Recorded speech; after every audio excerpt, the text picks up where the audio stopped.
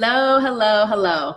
If you guys are new to me, hello and welcome. I know there's a ton of new followers and new people over here on Facebook and Instagram. My name is Jerisha Hawk. I'm a high ticket sales coach and I teach individuals like you how to take the skills they already have and launch an online or digital consulting business and learn how to sell their services in with a 4-figure price point attached to it.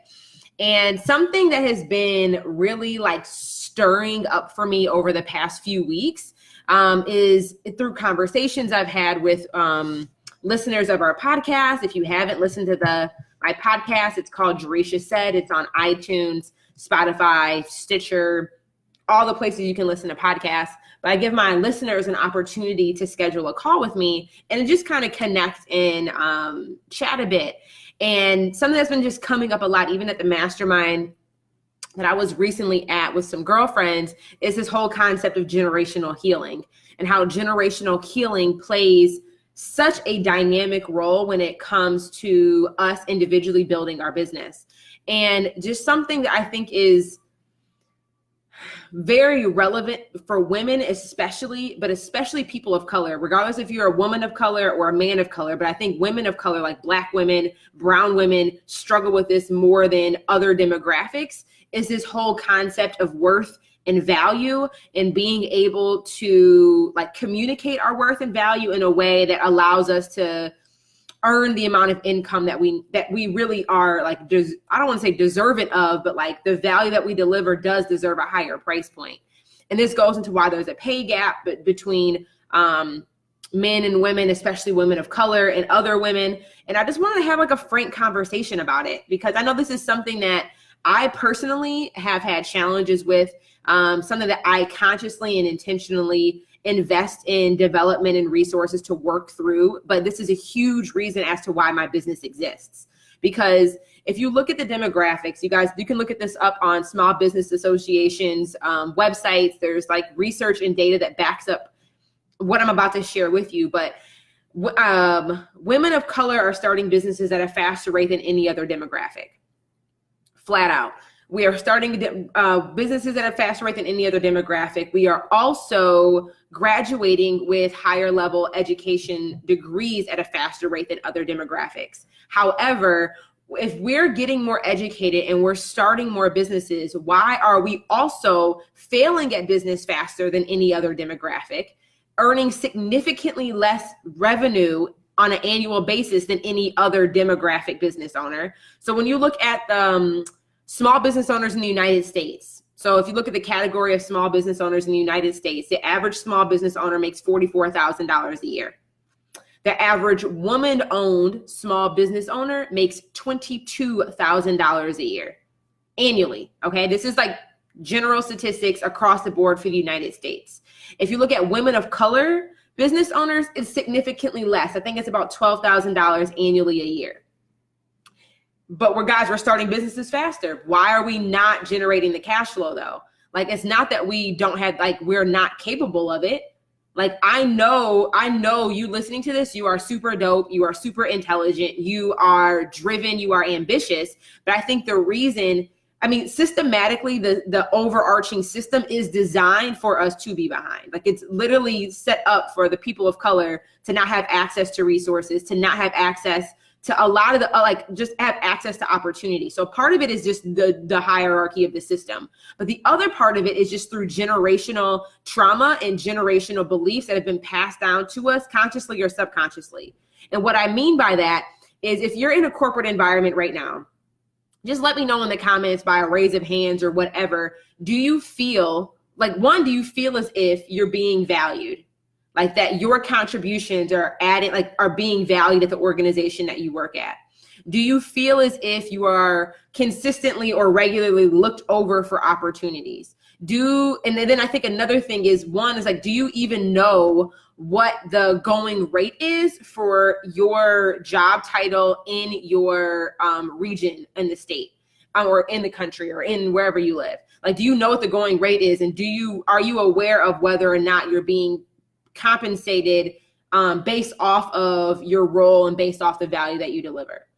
So some of those things I think are important for you to like, one, like learn the numbers around it. Like if you are in a 9-to-5 job, it's important. One, it's important for you to understand the difference between your worth and your value. Your worth is infinite. Like your worth is a birthright. There's an episode over on the podcast that like we talk specifically about why you need to stop charging and asking for compensation based on your worth, because your worth is infinite. Like your worthiness as a human being does not come with a price tag. Your worthiness as an individual, as a human being is just a birthright. So I think a lot of the time in business and corporate, I think we have a very difficult time being able to distinguish the difference between the two, between what your worth is and what the value of the results that you deliver equate to from a numerical standpoint. But now that you understand that worth and value are two very separate things, there's a lot of healing that needs to take place from a worth perspective. Because I think, just period, women of color, we struggle. I think all humans struggle with worthiness, no matter what. I think it's just an innate thing that as human beings, we have a battle with.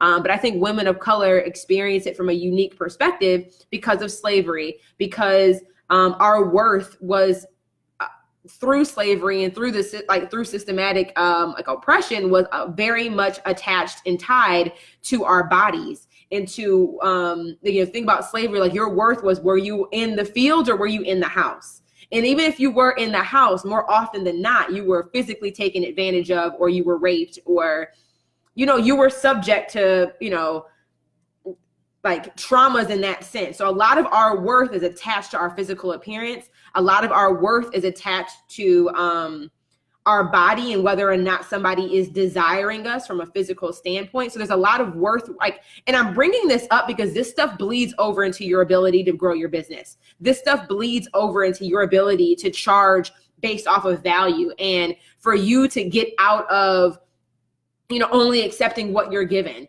A lot of this stuff bleeds over. And the thing about entrepreneurship, I think the huge reason why women of color specifically struggle, we're starting faster because we have the ambition, we have the drive, like we have the skill set, but we are not lasting in the game. We are not there's a lot of female hustlers out here who know how to make it work, who know how to figure out how to bring in the paycheck to pay the bills, but very few who are elevating beyond that, who are generating consistent cash flow, who are creating something that is sustainable and manageable long-term, that, that's actually generating, beyond just $1,000, $10,000, $50,000 in a year. Because part of this is this generational healing from a worth perspective that has to take place. Because if you do not view yourself as worthy, as an individual, as a human being, you will never be able to show up in your greatest light, to be able to communicate the value of what you do, to actually demand high ticket for your offer, to demand high ticket for your services, for you to build a 6-figure business. If you struggle innately at the core with thinking that you are even worthy of receiving more money, that you are worthy of living a luxury lifestyle, that you are worthy of being rich, that you are worthy of being wealth, nothing else matters. You can have all the strategies in the world. You can have the perfect roadmap from the genius of Oprah's brain herself. But if you do not think, and not just think, but also believe that you are worthy of receiving, it doesn't matter. So that first part, this generational healing, really, I think is really important for everybody who's listening right now, for you listening right now, to actually start doing this work. And I do this, I journal about this pretty much on a daily basis. So one of the journal prompts that I recommend for you to work through is what concepts and what stories and what experiences have you had that cause you to feel unworthy, that cause you to feel less than, that cause you to second guess your authority in Christ, that second guess that you are a co-heir with Christ. I think this, I'm spending some time on this because it's important. It's something that I know personally I've been struggling with. Understanding when you bring in God into the equation, which he's always in the picture, we have got to remember that you are a co-heir of Christ. And the simplest way for me to communicate this is if you think about the Kardashians, just run with me on this for a second. Yeah, we're talking about Jesus Christ and the Kardashians in one breath. But think about the Kardashians. If you are, True or North or any of the babies of the Kardashians, you do not second guess, like, you know that you are born into wealth. You are like, you know that you are entitled to a trust fund. Like, you know, financially that you are connected and co-heir, like you are an heir of everything that family, that empire has built. And like when Kim Kardashian's child grows up, like, they're not going to second guess like the money and the resources and the abundance that's available to them. And the same is true for you. Like, you are a co-heir with Christ. Like, so I think a lot of the time we struggle with understanding that God wants the best for us, that he's not a judgmental God, that he's not a conditional God, that he's given you gifts. And I think a lot of the time we will like second guess, like, God, did you really give me this gift? Or like, is my gift actually important? Or like, I don't know if my gift is really valued like at that much. Like, so I don't know, I'm not going to really go all in on it. Like, I don't think you really meant for me to have this. I stop second guessing. Like, you are a trust fund baby. You are a trust fund child. And the beauty of it is you are a trust fund from a trust fund child of the creator of the universe, like of the creator of all mankind. Like that is the largest bank source that is ever possibly available to any of us. So much of like worthiness, it comes down to that. Like, you have got to like do the work and spend the time peeling back the layers and unlearning a lot of these beliefs and what society has put on you and the traumas that you've experienced and how that's shaped your view of yourself from a worth perspective. And also thinking about the generational impact of what's trickled down from us, from our ancestors. Like, I don't care if you are a person of color, we are born with like PTSD. Like, we are born with post-traumatic stress disorder because of what happened to our ancestors. And like, I really truly believe that this plays a huge role into why individuals of color are constantly underpaid, undervalued, and like not generating the same amount of income and wealth as we see our peers. It's because this work, like, yes, guys, the reality is, yes, we are starting behind. Yes, we are not starting at the same line as the race as everybody else. That is just a reality. And like, no, it's not fair. Yes, it's messed up, but also it's just it is the reality. So like, I just think we have to take the responsibility and be intentional to make sure that we are being conscious of that, and to make sure that we are doing the internal work that is required for us to be able to heal through that. So that's from like the worth perspective. The second part is the value, right? I think a lot of the time there is a dollar amount attached to the value that you deliver. There is a dollar amount. That is why in the way that our society has been structured in the United States, in a capitalistic society, there is a dollar amount attached to the value that you deliver. And this is why it's important for you. And I think this is the huge disconnect in regards to, even if you're in a 9-to-5 job, while you may not be getting paid as much as you know you should be, or while you're in your business and you're constantly creating cheap offers and selling cheap things. And it's because you don't know how to first articulate what the value is that you deliver, but also be able to communicate it in a way where other people understand and see how your contributions are impacting the bottom line. And that's a huge reason why I created services that sell. You know, I was able to really excel in the corporate world very quickly because I understood what my value was. I understood what value I brought to the table, and I was able to communicate the value of what I did in a way that made my supervisors or the people making the decisions on what my salary would be, help them understand how I'd be adding value and contributing. At the end of the day, your business does not exist to get support. You should not be begging for people to support you. It is your responsibility as a business owner to communicate the value that you deliver, to clearly articulate what problem you solve, and to be able to position it in a way that differentiates you from the marketplace so people can understand, why am I giving you money?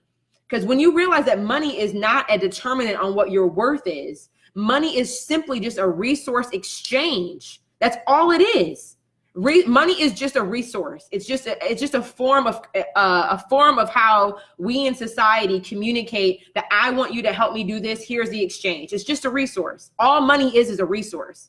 Like, y'all, it's just paper with white men printed on it. Like, that's all money is. It is just a resource, but we exist in a society where that resource is our form of exchange. So it's important for you to understand, if you want to experience a transformation, big or small, there has to be an energetic exchange. There has to be a transaction must take place. And that transaction takes place in the form of currency. So when you understand, not that like, this is why it's so important for you guys to understand the difference between what I want to be a business coach, or I want to do freelance copywriting, or I want to be a hairstylist, or I want to be a nail tech.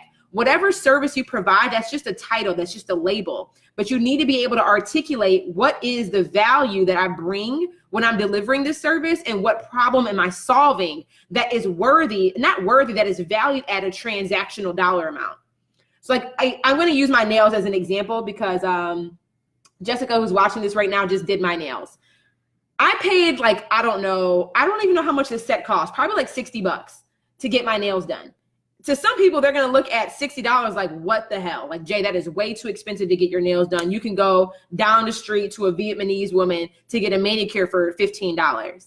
But the reason why the reason why is because this service provider who offered a nail art design is, one, she differentiated herself. She does nail art, right? She does nail art that is done so very well. Like, this is not cheap nail art. Like, this is all hand painted.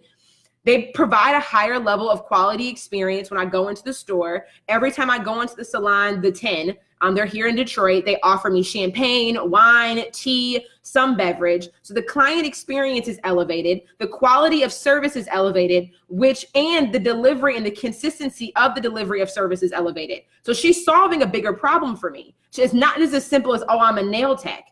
She's solving one, my nails being this pretty. Y'all, I like compliments. It's a great conversation starter. Like, sometimes if I don't know what to say, or if I'm in a room with new people, like, I still get nervous. My nails is a conversation starter for me. So yesterday I was speaking at an event, like 2 or 3 women commented on my nails, and that triggered the conversation. The convenience of walking into a luxury, spa experience is worth me paying more money for. But that's because it's valued at a higher price point. So I think it's important for you to understand the difference, regardless of what service you provide. There's a high-end luxury level that you're able to, quality of service that you're able to deliver, but you need to understand the value that you bring to the table, and you need to understand how to articulate that value in a way that your ideal clients can understand. So I'm getting hot because we're about to dive into something a little bit that I know is going to ruffle some feathers. We're about to dive into something that is, I know I will snatch some edges on this, but it is necessary. So now that we understand the difference between worth and value, and really understanding, like, there is a price point attached to the value that you deliver, but that's primarily and specifically because you are providing a service that solves a problem that there's a required transaction for. Okay, there's a required transaction for. Your worthiness as a human being is not attached to how much money you have in your bank account. It's not attached to how much somebody pays you. It's not attached to whether or not a client says yes or a client says no. That has nothing to do with your worthiness. Your worthiness is a birthright. You are a trust fund baby from the kingdom of God. That is a fact. Even if you don't have a relationship with Christ, you are still a trust fund baby. Like, imagine, like, if you do not have a relationship with Christ, if you do not believe that, like, Jesus Christ died for your sins, you are still entitled to the trust. It is that serious. Like, just know that you are a trust fund baby. You are entitled to the kingdom of God. You are entitled to an abundant life. You are entitled to that. So one thing is, okay, so I'm transitioning here, because this is about to get even more real than what we've already established and laid the groundwork for, okay, today. Okay. So often everybody struggles with this. I think if you are a woman, you struggle with it more. I think if you are a woman of color, you struggle with it at an even higher level. But think about the reason why you started your business. Like, tell me in the comments really quickly, just share with me, why did you start your business? What was the trigger for you? What was the drive for you to say, you know what? I want to create something on my own. I want to generate revenue outside of my paycheck. Like, I want to start something on my own. I know for me, it was because I think your voice matters. And in corporate world, and this is I think another reason why we struggle with building businesses is because a lot of women of color specifically, our voice has not mattered for generations. Our voice has not mattered for generations. And going back to slavery, like going back 15 years ago, going back to even like now, our voice for so long has not mattered. And I think that's specifically a huge reason why women, because we have not had a voice to vote. We have not had, well, a lot of the time women have just been viewed as domestic partners. Like we were just been viewed as you do, like your husband leads, you do what your husband says type of thing. Like our voice has not mattered for so long. We have been mute for so long. This is generational trauma that has been trickled down. And I think this is a huge reason why you may struggle with visibility, why you may struggle with putting yourself out there, why you may struggle with allowing yourself to be seen, why you may struggle with doing the live stream video or posting on Instagram consistently. Because we sometimes, and I know for me, this is something that I had to work through in corporate, which, you know, really allowed me, doing that work in the corporate environment allowed me to be a bit more successful in the entrepreneurial space. But you think about the people now starting businesses, most of my clients are women. Most of my clients are women. We accept all people into our program, but I think the reason why so many of my students struggle with going live, struggle with being consistent when it comes to their visibility is because they think subconsciously at a subconscious layer, there is a belief that your voice does not matter. And God, I get so emotional about this because I want you to know, like, your voice matters. Your opinions add value. Like, your perspective is worthy of being shared, is entitled to be heard. Like, and I think this is why we struggle with like growing our business, because in order for your business to grow, you have to consistently show up. You have to consistently allow your voice to be heard. You must believe that your voice matters, even if nobody's commenting, even if nobody likes the post, even if nobody shows up to your live stream, even if nobody shows up to your live event, you still have to believe that your voice matters. And you still have to choose to be consistent with allowing your voice to be heard. And this is the foundational root of why my business exists. Because for too damn long, women and women of color, their voices have been overlooked. Their voices have been been passed over, and our voices have not mattered. And I do not think it is by accident that you were born into this day and age where literally everybody has access to a platform. Every single human being in America, in the world, has access to a platform because social media exists. It's funny because a white man created this, and best believe every woman, person of color, undervalued, ethnic, demographic, racial human being will be able to capitalize on this. So it's like, shout out to Mark. I appreciate you, brother. Shout out to everybody who played a role in giving us, like, we have access to a platform. Everybody does. If you're watching this right now, if you are listening to this right now, if you have a device, a smartphone, a laptop, a tablet, and you have access to the internet, you have access to a platform. Now, the only other thing that's required of you now is to turn the lights on and show up. Because now you can't say, Jay, my voice doesn't matter. I can't be heard. Like, why can't nobody's listening to me? Are you speaking? Are you showing up? Like, for too damn long, our voice hasn't mattered. It's time for that to change. And you have to make that choice. Yes, it's scary. Yes, it's exhausting. Yes, it is like completely terrifying at times. Yes, you will cry. I cry often. It sucks that I lay on my polished cement floors to cry because it's not comfortable. But yes, it will stretch you. It will be difficult. But that's just part of it though. But like now in today's day and age, we all have access to a platform. But I just need you to know that, like, yes, there are generational traumas that have been passed down to you. Yes, the system is not fair. Like, no, like the system was not designed for people like who look like me, for people like us to succeed. It was not. But guess what? Like, it doesn't, like, we have to remember that our power and our authority comes from Christ, and through him, all things are possible. And to, like, just know that God is calling you to a greater purpose, but you have got to be obedient. You have to obey your heart. You know in your heart what you feel. You know You know that God has given you a vision that probably scares the crap out of you. That's a good thing, because he has for you greater than what you could ever have imagined for yourself. And you have to choose every day, every minute of every day. I say that I am saved by the second, because it is true. I am saved by the second. But every moment I have to make a decision. Am I going to be obedient to the call? Am I going to be obedient to my heart? Or am I going to choose to lay down? Am I going to choose to allow the system to continue to oppress me? Am I going to choose to allow my voice not to be heard? That's a choice. You not showing up and speaking on behalf of your business, you not stepping into your calling, you not choosing to invest in yourself by giving yourself the resources and the education and the knowledge that you need to live out the thing that God has called you to do. That is a choice. It is a choice based off of limiting beliefs, but it is a choice. So it's a choice. You get to choose. And every day I pray that I pray for my students, I pray for everybody who I'm able to impact, because I choose to show up on this platform, chooses obedience. Being obedient is not easy.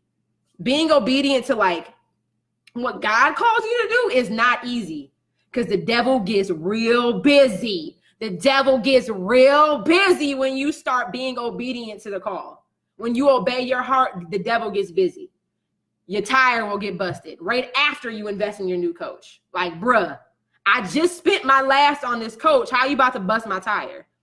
You'll get into a car accident the week that you quit your job.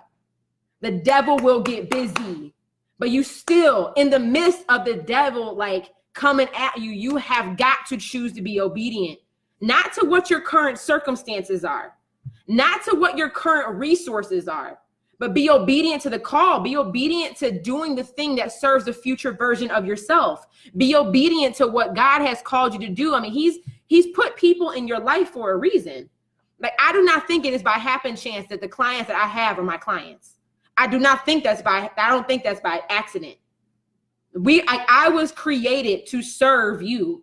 I was created to give a process to people so they have the confidence to have a voice, to allow their voice to be heard, to start generating income, to build revenue streams, to literally change the dynamic of their household, because there is no glass ceiling on your earning potential when you know how to sell. There is no glass ceiling on your earning potential when you know how to communicate the value of your skill set and articulate that in a way that positions you to have a transaction of currency.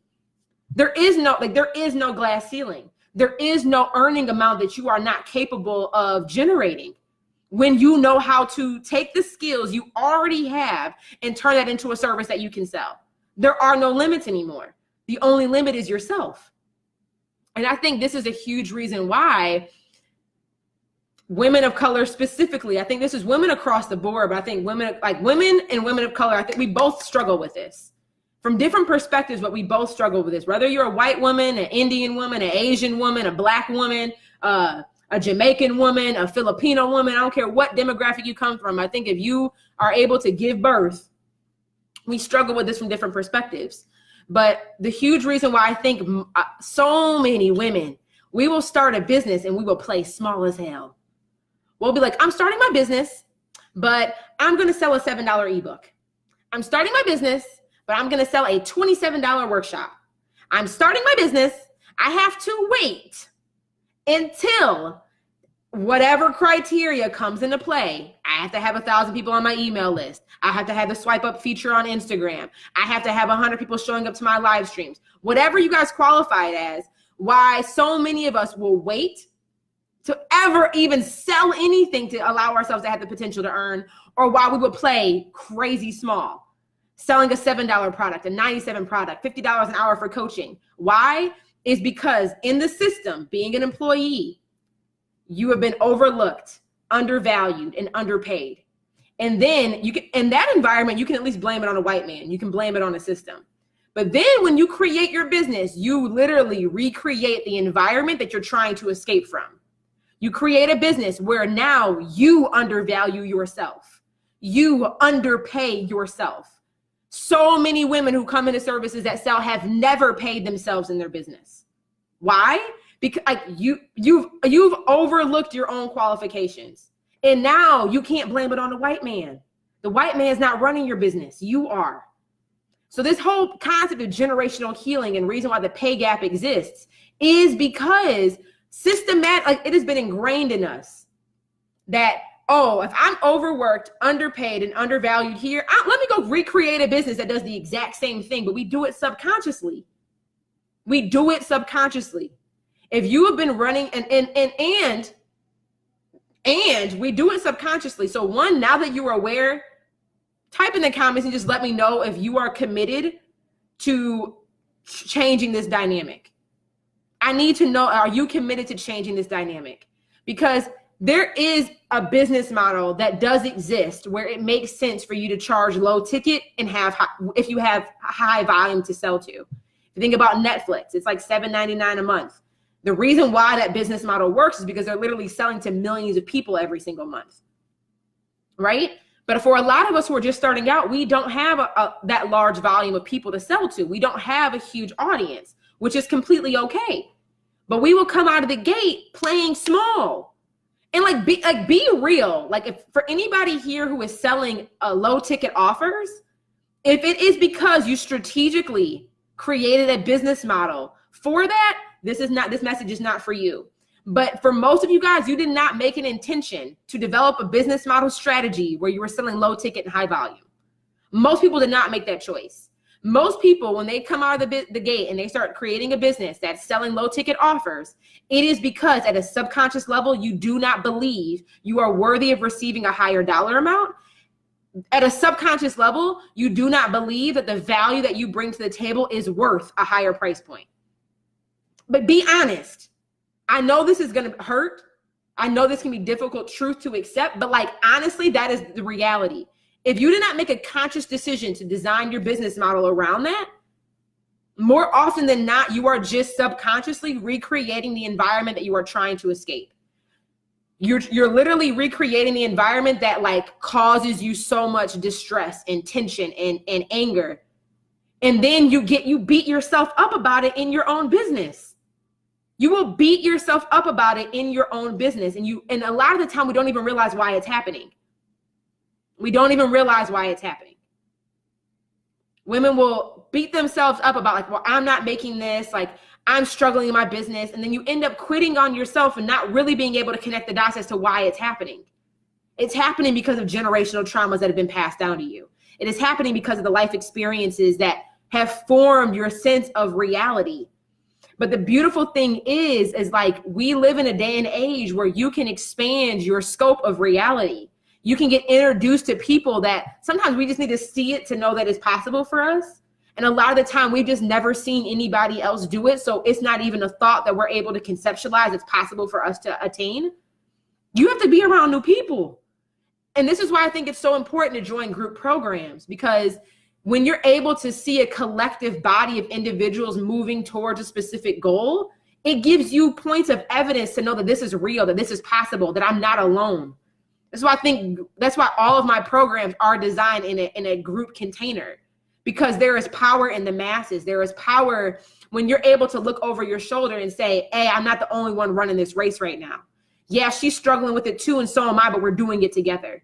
Oh, she was able to get $10,000 off of one client, generate 4x her revenue and build a $250,000 a year business. If she is able to do it, I'm able to do it, because we're on the same boat. We're on the same path. The time it takes to get there may look different. The course of route to get to that destination may look different, but I just know it's possible for me to get there. I know the island exists. So it's just really important for us to make sure that the choices that we are making consciously or unconsciously in our business, the price points that we're putting on our offers and our services. Now, granted, every industry, again, the product that you sell, you shouldn't, this is, I think, important for me to say this too. Just because you show up does not mean that you get paid. Just because you do the work does not mean that you get paid. A business, a for-profit business exists because you are delivering a service that solves a problem that somebody else is willing to pay for. Okay, so your business does not just because you build it does not mean they will come. No. Even when Noah built the ark, It took him 40 years to build the ark. People thought that he was insane. Like, "Doe, what are you building? What water? There is no water." And he had to go out and collect the animals. The animals didn't just come lined up at the boat ready to get on. Like, that's not how it works. So the same thing is true for you and your business. Once you build it, they do not just come. You have to tell people to come consistently. You have to give them a reason to stay by providing value, by delivering the service. And you have to keep telling people over and over and over again. Like, it doesn't stop. So just realize that just because you sell a product or sell a service doesn't mean just slap a 4-figure price tag on it. Like, you need to be able to articulate the value of what you deliver and be able to also deliver the thing that you're selling, right? You need to be able to deliver the promise that's on your sales page. It's happening on your sales calls. You have to be able to also, like, you are responsible when somebody enrolls in services that sell. It's a two-way commitment. I'm committed to delivering the service. I'm committed to educating and teaching them our unique methodology. I am committed to walking every step of that journey with them, myself and my team. That is my commitment. But when somebody enrolls in my program, they're also making a commitment. They're making a commitment that they will show up. They are making a commitment that they will do the work. They are making a commitment that even when it is hard, even when it is scary, they will choose to be obedient to their heart. They will choose to be obedient to the call, not to their circumstances. It's a two-way commitment. So it's not to say, "Well, I'm worth 4 figures, you need to pay me." No. That is not how business works. So you have to make sure that you are able to articulate the value and clearly communicate the problem that you are solving and communicate it in a way where somebody else understands and is willing to make a transaction for it. Right? But like that's just the way that it goes. So I just think that's important for me to say that, because I know some people might run out and be like, "Well, Jay, I'm worth 15,000. You need to be able to articulate why you are worth 15,000, not worth 15,000. I need to be careful with my own language too. So do you guys. But that why your offer is valued and why there is a demand and why somebody needs to make that transactional exchange to be able to pay, to be able to work with you. So I really hope that this touched your heart in some way, shape, or form. I really hope that, like, we need to have these conversations, and these conversations I don't see happening, right? Like, if I enroll in a coaching program, most coaches I've worked with are either male or like white women, if I'm being honest, because there's very few women of color who are succeeding at the top, who have a proven methodology, who are giving access to other people to like learn from it. There's not that many of us. And I think it's important that regardless of that who you're learning from, that you have to be conscious of just like who you are and what you're bringing to the table. You have to be conscious of that. Like, in the fact that we, like, women and women of color, we just come with different generational traumas and generational healing that must take place in order for us to succeed. So if you guys want to learn more about how we can stay connected, I would love, love, love for you guys to hop and join me inside of my Facebook group. It's a free Facebook group. It's called High Ticket Sales Made Simple. It's a community space where if you're a coach, a consultant, or a freelancer, and you're ready to turn the skills you already have to launch and create your own digital consulting business, selling high ticket offers, I would just love for us to remain connected. If any of what you heard today was beneficial for you and is worthy of somebody else hearing, please share this video. Share this video with your friends. Share this video on your timeline. Like, these conversations need to be taking place, and just know that I am rooting for you. Like, my sole mission of being in business is because I think that you don't just deserve a seat at the table. You deserve for your voice to matter once you have it, once you get that seat. You do have to earn the seat by delivering value. Like, you do have to earn the seat to get there. It's not just given to you, but once you do have a seat at that table, you shouldn't just be there because you're filling a quota. You shouldn't just be there because, you're the token one. Like, your voice should matter. You should have authority. You should have power. You should have say. Like, your voice should leave an impact. And that's what this is all about. Like, being able to turn the skills you have into a service that you can sell is about your voice mattering. It's about you taking back control over what your income is, over what your earning potential is. Like, it is time for you. Like, it may be you. This might be your calling to break the repetition of these generational like pass downs. You may be the one to break the generational curse. And I just know that you're not alone. Know that like you have a whole ride or die team over here at Hawk Hustle headquarters who want to support you in that mission and support you in that vision, to changing your earning potential, to allowing your kids to grow up in a household where they don't question their worth because you've done the work. And now you're able to teach and educate them differently, where they don't they know how to articulate their value. They understand, they don't ever second guess their ability or their potential on how much they're able to earn. Where that's not something they have to unlearn and reteach themselves. It starts with you. It starts with us. And that's what I'm committed to. And we just do that through the form of services that sell and teaching you how to articulate the value of what you deliver and how to be more bold and courageous and just more strategic when it comes to designing a business, implementing a business model and generating consistent cash flow. So really, really good stuff here. Guys, if I know my heart is full, but like I said, just feel free to share this video. If you want to join my free Facebook group, you can just visit jerishahawk.com/join and you can sign up. It's completely free to join. Just answer the quick 3 questions that are the prompts that you'll get when you click to have access to the Facebook group and come and hang out with us there. So I hope you guys have a blessed and phenomenal day. Remember that your worth is infinite. It is your responsibility to understand how to communicate the value of what you do. And just know there's generational healing that needs to take place. And just be committed to not recreating the toxic environment that you're trying to get away from in your business. Okay, guys? So just thank you guys so much for tuning in. I hope to see you inside the Facebook group, jerishahawk.com/join. Talk to y'all later.